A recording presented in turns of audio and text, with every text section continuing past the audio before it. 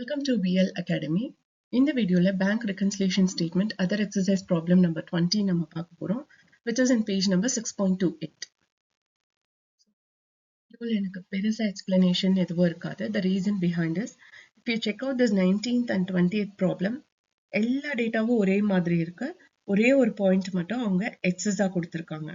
என்ன அப்படின்னா, the bank has debited rupees 1200 on account of life insurance premium of Mr. P as per his standing advice, which was not recorded in the cash book. இது ஒண்ணுதான் இதுல difference. So let's see how to work out this. இதுல வந்து வெறும் 500 மட்டும் தான் நமக்கு நம்ம அக்கவுண்ட்ல கேஷா வந்திருக்கு. பேலன்ஸ் 3000 வந்து நமக்கு இன்னும் வரவே இல்லை. ஸோ நம்ம ஒன்ஸ் செக் ரிசீவ் பண்ணாலே என்ன பண்ணியிருப்போம், அந்த 3500 நம்ம அக்கௌண்ட்டுக்கு வந்துருச்சுங்கிற மாதிரி நம்ம ஆட் பண்ணியிருப்போம். பட் இங்க வந்து பேலன்ஸ் 3000 இன்னும் வரலங்கிறத நம்ம லெஸ் பண்ணி காமிக்கணும். பிகாஸ் நமக்கு இப்போ அந்த 3000 நம்ம அக்கௌண்ட்ல இல்லை, பட் கேஷ் புக்கை பொறுத்தவரை இருக்குன்னு நம்ம மென்ஷன் பண்ணியிருப்போம். அது இல்லைங்கிறதுக்காக நாம இப்போ லெஸ் பண்றோம். அடுத்தது வந்து bank had charge 500 interest on overdraft. So நமக்கு இப்போ ஆல்ரெடி ஓவர் டிராஃப்டா இருக்கு.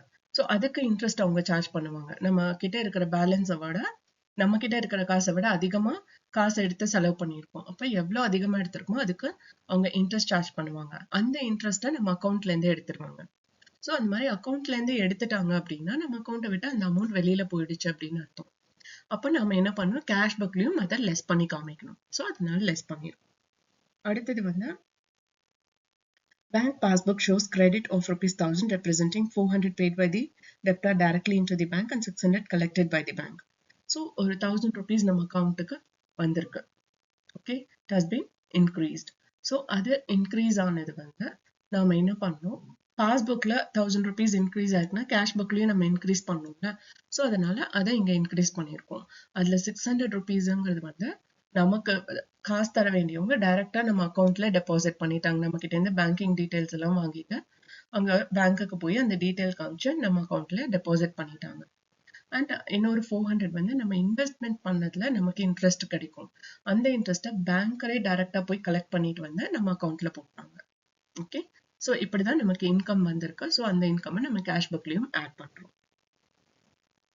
அடுத்தது வந்து bank had debited rupees 1200 on account of life insurance premium of Mr. P as per his standing advice. So as on 30th April ஆனாலே 1200 rupees என் அக்கௌண்ட்ல இருந்து நீங்க டைரக்டா அவங்க அந்த லைஃப் இன்சூரன்ஸ் கம்பெனிக்கு போற மாதிரி ஒரு ஸ்டாண்டிங் இன்ஸ்ட்ரக்ஷன் செட் பண்ணியிருப்பாங்க. ஸோ அப்போ நம்ம எதுவுமே பண்ண வேண்டியதில்லை. ஆன் தட் டேட் அது கரெக்டா அவங்களுக்கு போய் சேர்ந்துடும். ஸோ இந்த மாதிரி 1200 has gone out of our account. Okay, அந்த மாதிரி நம்ம அக்கௌண்ட்டை விட 1200 rupees போயிடுச்சு. அப்ப கேஷ் புக்லயும் அது போயிடுச்சு அப்படிங்கிற மாதிரி காமிக்கணுமா, அதனால அதை லெஸ் பண்ணிருக்கோம். Okay, and next one is credit side of cash book bank column was cast short by 1000 rupees. So credit side of the cash book என்னது, இன்கம். ஸோ நமக்கு வர வேண்டிய அந்த 1000 rupees நம்ம வந்து அங்க கம்மியா காமிச்சிருக்கோம். ஓகே, ஸோ அப்படி கம்மியா காட்டுறப்போ that is cost short by 1000 rupees cash book bank column. Okay, அப்போ அங்க லெஸ் தெனா இருக்குன்னா கேஷ் புக்ல again we have to detect that. Okay, so அந்த 1000 rupeesம் வந்து நாம இங்க லெஸ் பண்ணி காமிக்கணும். 1000 ரூபாய் கம்மியா இருக்கு அப்படிங்கறத நாம இங்க லெஸ் பண்ணி காமிக்கணும். Okay, they have just mention as a statement. So அதை நம்ம இங்க கால்குலேஷன்ல காமிக்கணும். அதனால நாம அந்த 1000 rupees லெஸ் பண்ணிருக்கோம். ஓகே, ஸோ இப்போ வந்து 12,000ல we have to add this 5,000 and we have to deduct this 5,700. So we will get 11,300 as bank overdraft as per cash.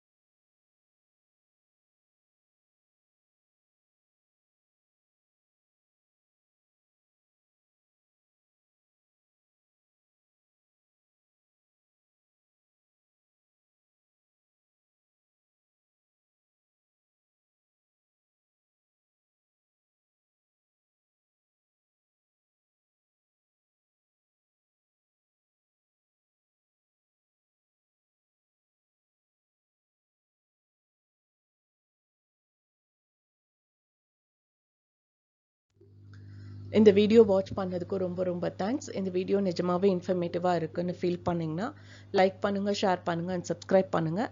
And மறக்காமல் பெல் பட்டன் கிளிக் பண்ணுங்கள். ஒன்லி தென் நான் என்னென்ன problem upload பண்ணுறேன் அப்படிங்கிறது உங்களுக்கு நோட்டிஃபிகேஷனில் வரும். Thank you once again.